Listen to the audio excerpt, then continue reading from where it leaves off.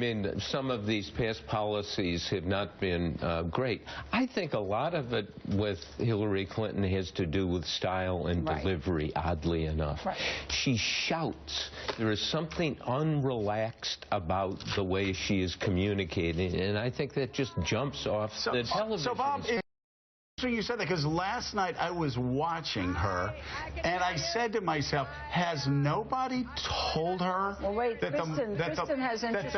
the microphone works? And because she always keeps it up here.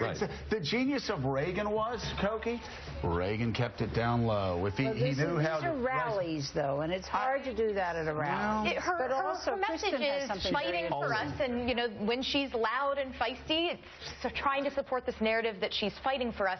I think to the point about her sort of delivery and presentation, another piece of this is trust. And the fact that, you know, she's changed positions on the things that you mentioned. Thank you. I think is why a lot of young voters don't, the delivery is a piece of it, that the changing positions, it all is a package of, I don't know that I believe what she's saying. Say what you will about Bernie Sanders, he believes what he's saying. Listen, on the issues in Iowa, she won on every issue. So it wasn't that people were disagreeing with her on the issues. The issues that they were polled about, the only one that he won on was income inequality. And her problem, here's her problem, who do you think is honest? 10% she gets on that. So who are her top surrogates right now? Who cares about people like you?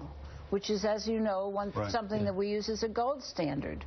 You know, 22% say that she cares about people like them. So that's her problem. Experience, she gets 88%. Can win, 77%. And Mika, you were asking who the surrogates were. I've got to say, the man who's always been considered to be sort of the ace in the pocket actually undercuts on the trust issue more than anybody, and that is Bill Clinton. Bill Clinton's approval rating was 51% a month ago.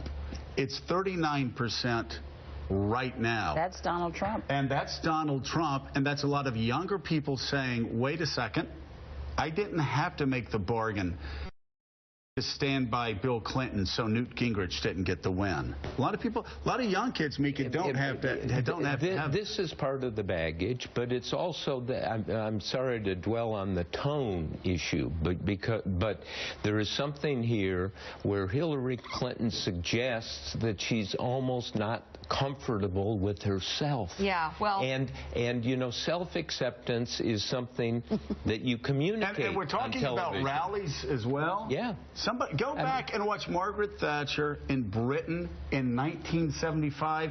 Often she would find a man in her own party that she would reduce with little more than a whisper. Right, just a but touch. You were right though. Yeah. Hillary's always up here, and again, it's just not natural Look, to her. On credibility and trust and whether you believe her, she does have some gaps. I don't think her surrogates hold her up where she's weak. I'm not obsessed with Elizabeth Warren. Find somebody else. You are obsessed with Elizabeth Warren. It's these kids who are going to be strapped with $90,000 in debt or $120,000 in debt, and she's making $225,000 in 1 hour.